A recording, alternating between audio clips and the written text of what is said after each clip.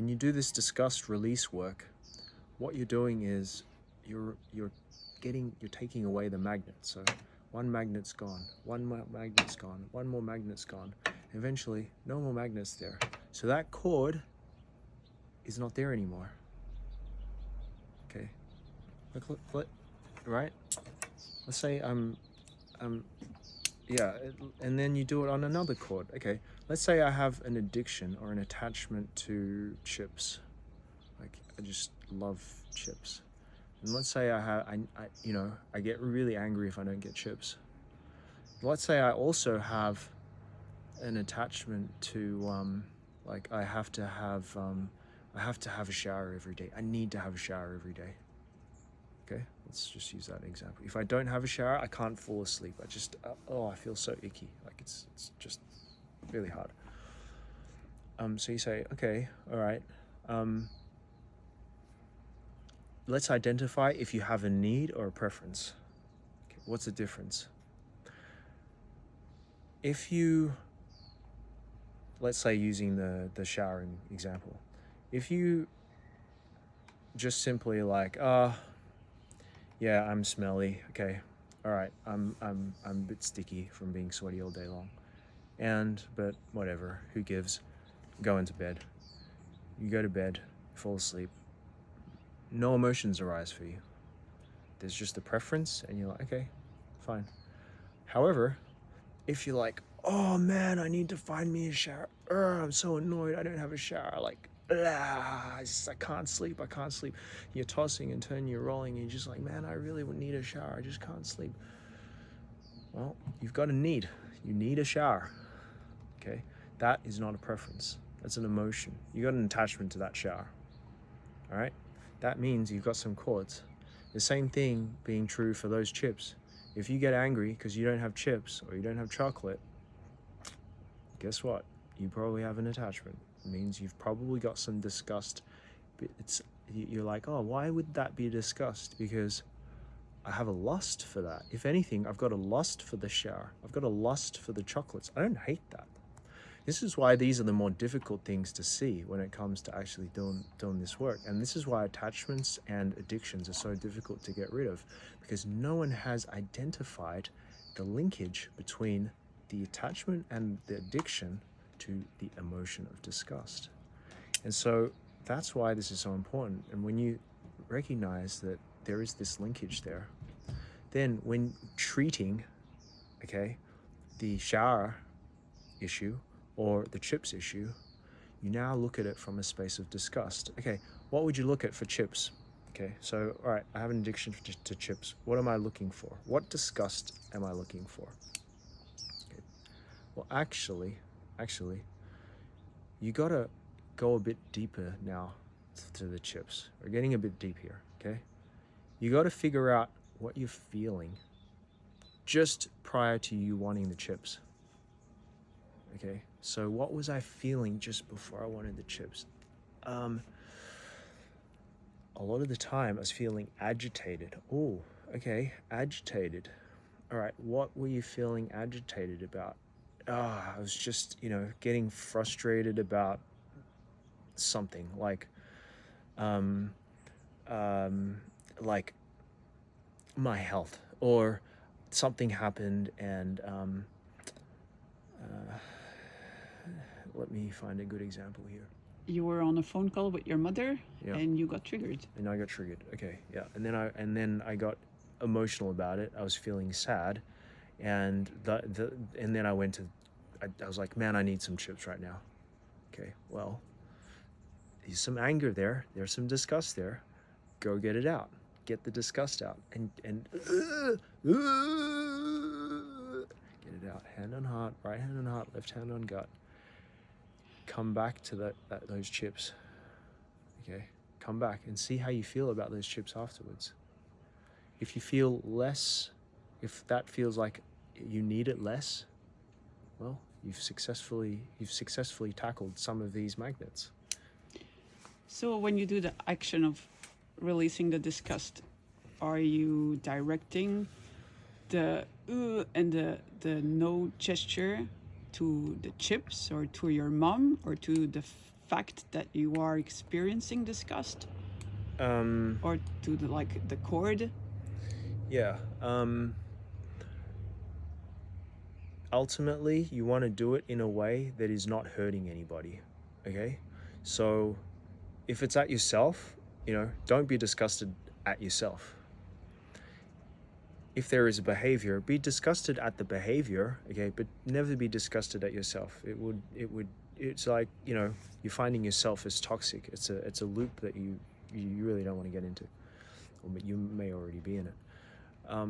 If it's at your mother, you can imagine your mother being there, okay, but don't do it on the phone. You want to do it, or in person.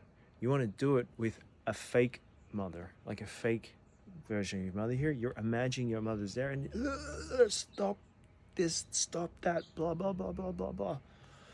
Would that be anger release at the same time? Yes, anger is wrapped hand in hand with disgust. It's like Yeah. like if I'm just it's very difficult to do that action of disgust without a little bit of anger behind it. Right, And anger, and then possibly sadness, but then with emotional eating, also shame. yeah, there's a whole nother side to it.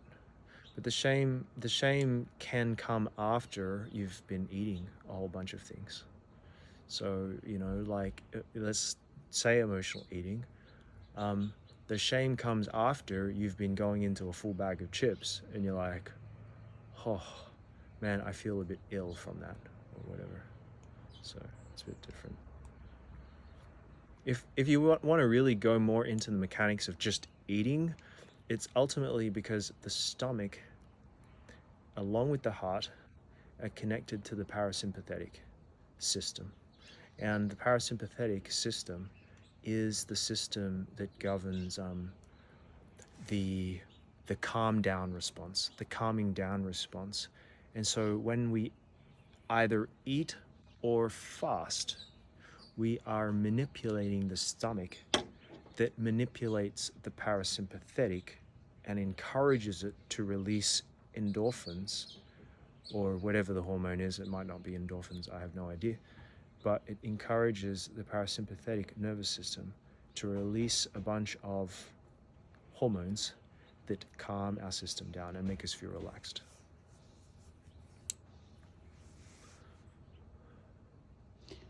Yeah. I've experienced that the disgust, when we release it, often will be followed by all other different emotions to release, then to Yeah. coming to the surface. Yeah. It's like all hidden behind a wall, Yes. Yes, exactly. and it's like breaking down this wall Yes. and peeling the layers. Yes. Yeah. Yeah. The whole Okay. point of all of this is to release all of the different elements of disgust that we have around. And some people relate disgust to judgment.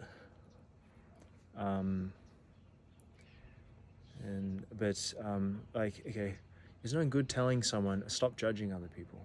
And judgment has some shame with it as well.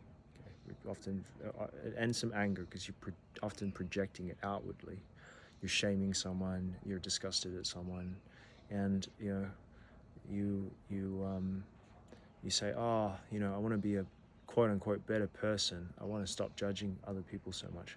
The problem with that is the disgust and the shame begins to build in your own body. So if you're not getting it out of your system, okay, by saying, I'm going to be a better person, I'm not going to get out of my system, well, it's going to be stuck in you. It's going to cause other problems. So, you got to get it out. The problem is, the challenge is, how do you get it out in a way that doesn't hurt another person? That's this exercise of getting the disgust out at a wall, at an imaginary object, an imaginary person, whatever. Just get it out. Do your own work by yourself and not by hurting other people in the process. Then you'll stop destroying relationships just for the sake of healing.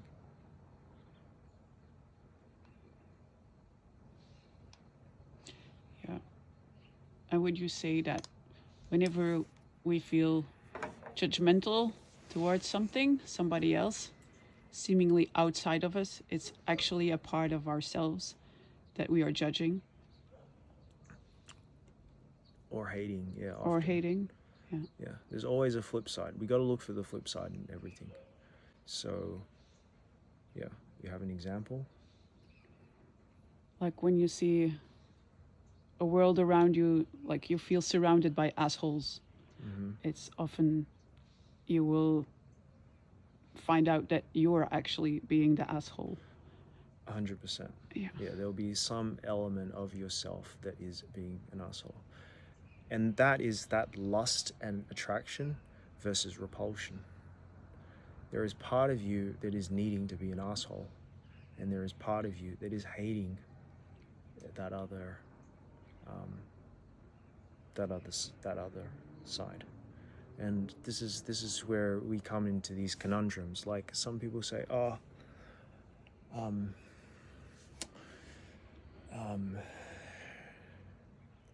disgusted by people who watch porn." Okay, all right. You're disgusted by that. All right. Let's look then at what you need. Oh, you need other people to not be watching? What do you need? What are you missing? What are you lacking?